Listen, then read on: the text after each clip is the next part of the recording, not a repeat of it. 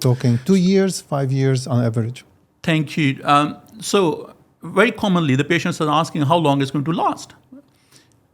For us, as an interventionist, stents are for life. But we can't give you the exact duration, how long this is going to last.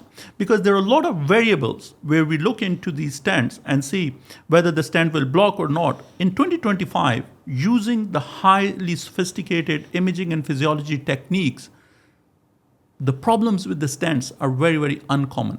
Okay, so we are just talking about 2 to 3% of the patients where you will have some sort of problems or narrowing with the arteries after the stenting, but the stents are there for life and they stay there for life.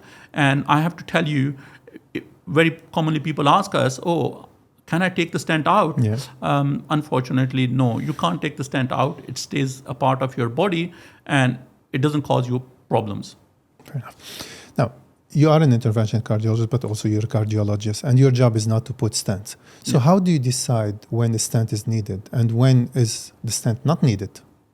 Thank you. So not every blockage needs a stent. This was my message before, and this is what we want to advocate as well, that we want to give what is the best possible treatment for an individual.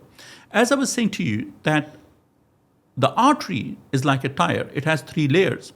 So if I take a patient into the cath lab and I have a doubt that the blockage is not severe, in my practice, and it's been evidenced in the last 8 years here, as well as where we worked before in New York or in Canada, we have a lot of sophisticated techniques where we have a pressure flow measurements.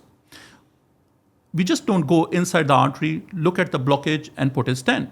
We believe that we need to individualize and see whether this blockage is causing harm to an individual. It is causing a problem to an individual. So we have what we call as a pressure flow measurements or a fractional flow reserve wire or computerized based technique where we measure the pressure before and after the blockage.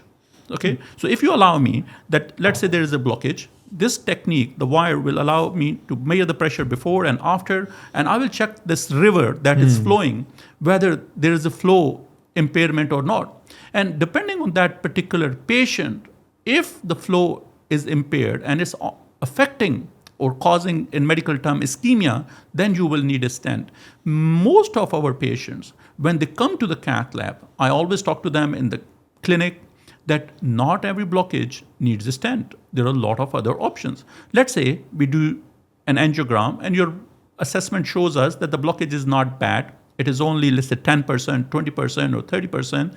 We'll just give you our wonderful, simple medicines like statins or an aspirin. And we'll ask your help as a medical expert to manage the lifestyle and look into it. So yes, not every blockage needs a stent.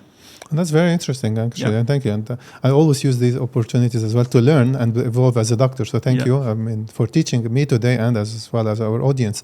I mean, in the past, during training, it used to be like a black and white, saying that 70% and above stenting, and then you reach certain number, they talk about bypass surgery.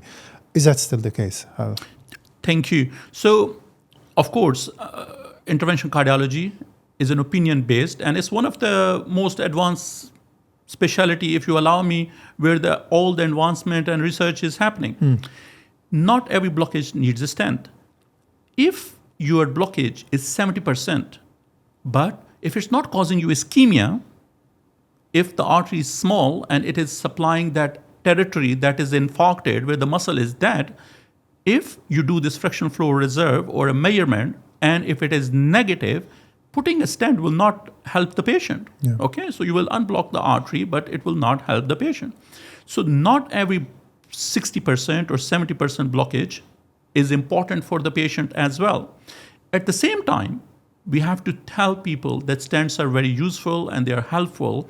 And current era, what we are doing is what we call as a complex, high-risk indicated procedures that we treat in our practice a lot of patients where they're not suitable for bypass.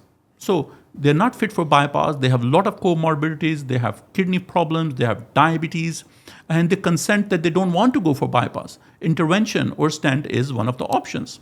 Let's say a patient who already has a bypass and his bypass fails. So one of the options for you is just do the stenting.